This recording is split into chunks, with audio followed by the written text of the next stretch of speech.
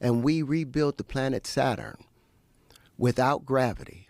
If what Terrance Howard has said on the Joe Rogan podcast happens to be true, then we have to rethink everything when it comes to the science of the universe that we live in.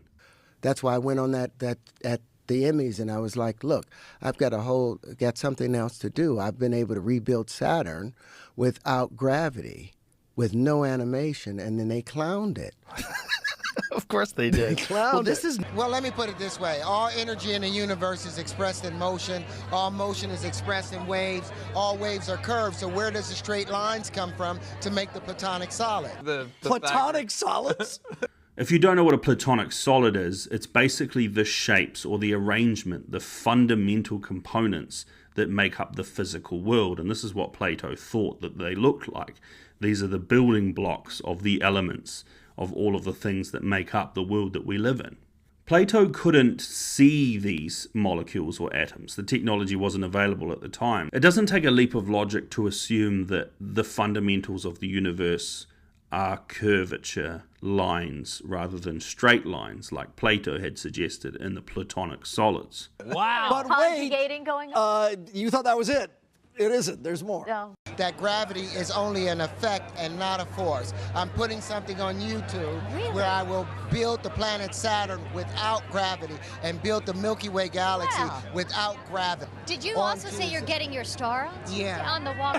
Aren't you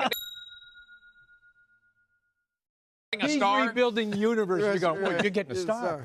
So We use the same simulator that they use at Princeton. The simulator is called the Deep Potential Molecular Dynamics Simulator. And this thing simulates the interactions of atoms and molecules. It's developed by a guy called Roberto Carr.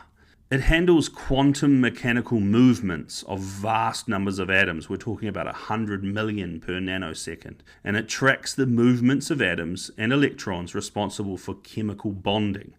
When he's used this machine to recreate Saturn, this is truly astonishing to show this recreation of a planet using harmonics. And it has the rings with no animation and the hexagon that's observed at the very top of it, without dark matter, without dark energy, without gravity, showing that it's an outward force pushing down that creates the planet.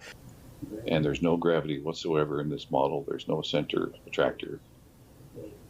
So it's just vortexes and two magnetic fields, a north and a south polarity, and one harmonic resonance, which is emanating a vibration in the field in this region here where these vortexes are pointed. So it kind of just oscillates to give it a little bit of randomness in motion so that the particles will kind of interact and bounce around like smoke or water, waves and water.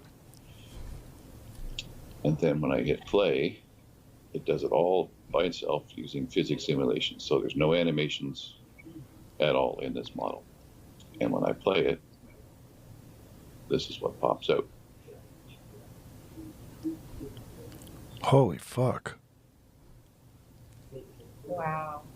And then when I look down at the top, it makes the actual hexagon that NASA has observed on the top of Saturn. Without any gravity.